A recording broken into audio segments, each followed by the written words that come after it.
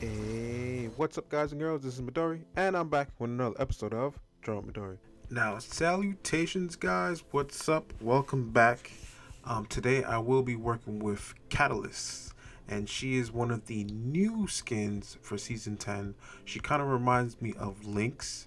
I really like that Lynx skin from previous seasons, so that's why I decided to do this drawing today, because it's like deja vu again. It's like a better, in terms of her design, it's like a better version of the Lynx from a previous season of Fortnite.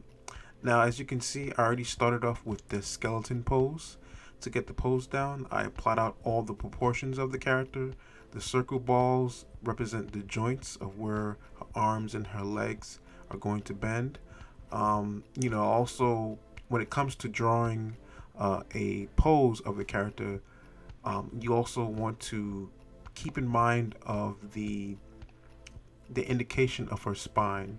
So you can see the spine line runs down in the middle of the body, and that way you get, because basically whenever a person stands or whatever a person is doing, any type of gesture or motion, the spine, really indicates what type of motion or direction the body is going.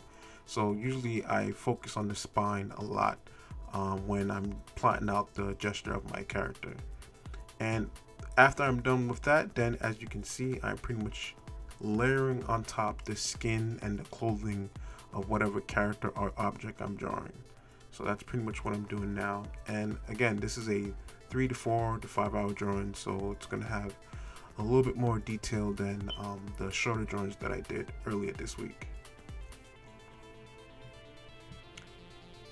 And as you can see, I'm pretty much going in and just doing the final details. Now, this character doesn't have a lot of detail because I'm pretty much drawing from one of the promotional art that you see of the season 10 skins. So in the promotional art, there's a lot of chiaroscuro lighting going on. So chiaroscuro lighting means that you have a strong light source, and pretty much wherever that light source is shining on, let's say the light source is coming from the right, then all the shadows are going to fall on the left side. So that's in the film, it's like a film term. It's called chiaroscuro lighting.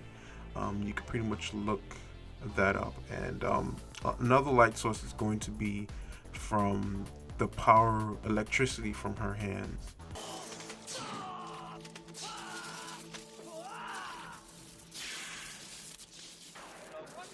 So you're going to see the light from her hands bouncing off onto different parts of her clothing. You're going to see that pretty much later.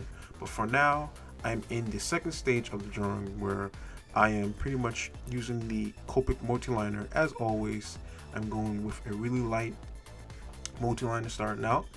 And then after I do the fine details with the light, like probably a 001, and then I go over it again with like a 1.0, then I go over it again with a like 3.0 or 8.0 to add the thicker lines where I deem the shadows are going to fall. So most likely a lot of the thicker lines are going to be on the left side of the character.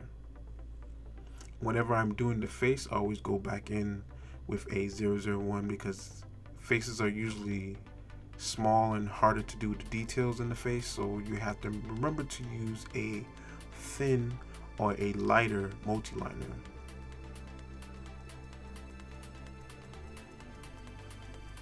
As you can see, I'm pretty much adding a little bit more line weight around the characters. If you don't know what line weight is, pretty much what I've been explaining the past couple of 30 to 60 seconds is just adding weight to wherever I feel like or adding a thicker line to where I feel like the weight is going to be with the character. Like all the weight is on her, her right leg. And then her left leg is pretty much she have a left leg up, so a lot of the weight is going to be on her right leg, so the lines are going to be generally going to be thicker there. Also, it's not just the weight, it's also, as mentioned before, the shadow. And as you can see here in the Copic markers, I'm using this is going to be like 3 to 4 layers of Copic coloring. So I start off with a lighter color, and in value I gradually get darker and darker and darker. Sometimes, depending on the style, you might just want to use 2 colors. You know, I could have just used 2 colors here and it looked pretty good. Like where it's at now, I feel like it looks really good. I could have just left it like this, the color it's at now, and just would have been finished, you know, and just add, you know, the rest of the different colors when it comes to like values. But with this particular drawing, I want to add more values and shading into her clothing material to show more of a gradation. So I add a darker and a darker purple, and then there's also going to be even some dark blacks, and then I added a hot pink to represent like reflection of the light source that's coming from her electricity.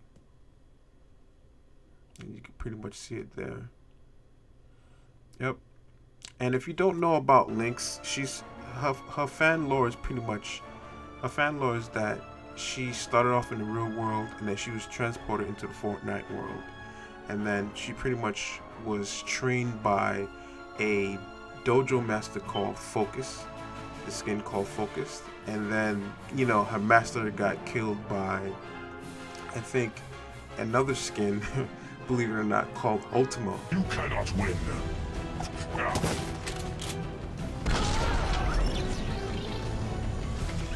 Master!